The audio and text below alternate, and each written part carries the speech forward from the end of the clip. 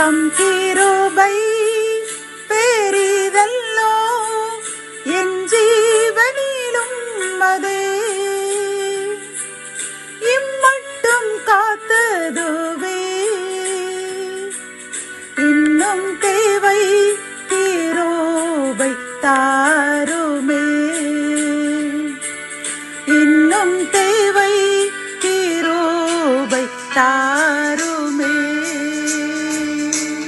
கர்த்தரும் இரட்சகருமாகிய இயேசு கிறிஸ்துவின் ஈடு இணையற்ற நாமத்தில் சேனைகளின் கர்த்தர் ஊழியத்தின் மூலம் 11/8/2024 இந்த நாள் உங்களுக்கும் உங்கள் சந்ததிக்கும் சமாதானத்தின் நாளாக அமையப் போகின்றது என்று மனதார வாழ்த்துகின்றேன். இன்று நாம் அறியவிருக்கும் கிருபையின் வார்த்தைகள் தானியேல் 3ஆம் அதிகாரம் 17ஆம் வசனம். நாங்கள் ஆராதிக்கிற எங்கள் தேவன் எங்களை தப்புவிக்க வல்லவராய் இருக்கிறார். கத்தோலிக்க வேதாகமம் இவ்வாறு கூறுகின்றது, நாங்கள் வழிபடுகின்ற எங்கள் கடவுள் எரிகின்ற தீச்சூளையினின்று எங்களை மீட்க வல்லவர். இந்த கிருபையின் வார்த்தைகள் மூலம் கர்த்தர் நமக்கு கூறும் ஆலோசனைகளும் அறிவுரைகளும் என்னவென்றால், நாம் ஆராதிக்கின்ற நம் தேவன் நம்மை அனைத்து ஆபத்துகளினின்றும் விபத்துகளினின்றும் நோய் நொடிகளினின்றும் வன்கண்கள், பொறாமையின் கண்கள், எரிச்சலின் கண்கள், நிந்தைகள், அவமானங்கள் மற்றும் உலகத்தில் நமக்கு நேரிடுகின்ற சாத்தானாலும் நம்முடைய உற்றார் உறவினர்களாலும் நம்முடன் வேலை பார்க்கின்ற சக ஊழியர்களினாலும் நேருகின்ற அனைத்து தீச்செயல்களினின்றும் நம்மை தப்புவிக்க வல்லவராயிருக்கிறார் என்று நமக்கு அவர் வாக்குரைக்கின்றார். வாக்கு மாறாத நம் தேவன் நமக்கு எந்த ஆபத்துக்கள் யார் மூலமாக வந்தாலும் நம்மை தப்புவிப்பேன் என்று வாக்கு கொடுக்கின்றார். என் அன்பு சகோதரனே, சகோதரியே, ஆகவே நாம் என்ன செய்ய வேண்டும் தெரியுமா? நாம் ஆராதிக்கிற நம் தேவன், அவரை இடைவிடாமல் ஆராதிக்க வேண்டும்.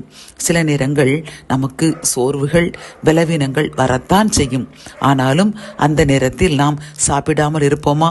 கண்டிப்பாக சாப்பிடுவோம்.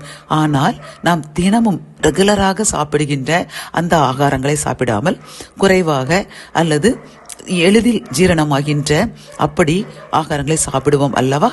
அதை போன்றுதான் அப்படிப்பட்ட சோதனைகள், துன்பங்கள் வருகின்ற, சோர்வுகள், அசதிகள், பலவீனங்கள் வருகின்ற அந்த நேரத்திலும் நாம் எப்பொழுதும் ஜெபிக்கிறது போன்று அந்த 3 மணி நேரமோ 3.5 மணி நேரமோ ஜெபிக்க முடியாது. அப்படி இருந்தாலும் ஆனாலும் நாம் நிச்சயம் கண்டிப்பாக அந்த வேதம் வாசிக்க வேண்டும், அவரை ஆராதிக்க வேண்டும், துதிக்க வேண்டும். இதை அனுதினமும் செய்ய வேண்டும். அவரை மறந்து நாம் ரெஸ்ட் எடுக்கின்றேன் என்று மறந்துவிடக்கூடாது என் அன்பு சகோதரனே, சகோதரியே. ஆகவே நாம் கண்டிப்பாக நாம் ஆராதிக்கின்ற இறைவன், நாம் தினமும் ஆராதிக்கின்ற இறைவன் என்று அந்த வேதாகமத்தில் அவர் கூறுகின்றார், தானியேலும் கூறுகின்றார். ஏனென்றால் அவர் அந்த யெகோவா கடவுளை அவர் தினமும் ஆராதிப்பார், தினமும் ஸ்தோத்திரம் செலுத்துவார். நாம் அனைவரும் அறிந்த விஷயம்தான். அந்த நாட்டில், அந்த எகிப்து தேசத்தில் மன்னரை தவிர வேறு எந்த ஒரு உருவத்தையும் வேறு எந்த தெய்வத்தையும் வழிபடக்கூடாது என்று இருந்த போதிலும் அவர் அந்த கட்டளையை அறிந்த போதிலும் என்ன செய்தார்? அதே போன்று அதே மாடியில் சென்று பலகணிகளை திறந்து எருசலேம் தேவாலயம் இருக்கிற அந்த திசையை நோக்கி தன் கைகளை விரித்து அவருடைய தேவனுக்கு நன்றி கூறினார், துதித்தார் என்று பார்க்கின்றோம். ஆனால் அந்த நேரத்தில் அந்த தீச்சூளை, அந்த சிங்கங்களின் வாயில் அவரை போடுவதற்கு கர்த்தர் அனுமதித்தார். நாம் நினைப்போம், ஏன் சிங்கங்களின் வாயில் போடுவதற்காக அனுமதிக்க வேண்டும்? அதற்கு முன்னரே மன்னருடைய மனதை மாற்றியோ அல்லது அதற்கு காரணமாயிருந்த அந்த மனிதர்களுடைய மனதை மாற்றியோ அந்த சிங்கங்களின் கெபிக்குள் போடாமல் இருந்திருக்கிறோம் அல்லவா என்று நாம் நினைப்போம். ஆனால் அப்படி அல்ல. அப்படி இருந்திருந்தால் இன்று கர்த்தர் அவருக்கு செய்த அந்த அதிசயமான காரியத்தை உலகம் நாம் புகழ முடியாது. உள்ளே போட அனுமதித்த பின்புதான் சிங்கங்களின் வாயை கட்டி தானியேலை கர்த்தர் விடுவித்தார். எவ்வளவு பெரிய ஆச்சரியம்!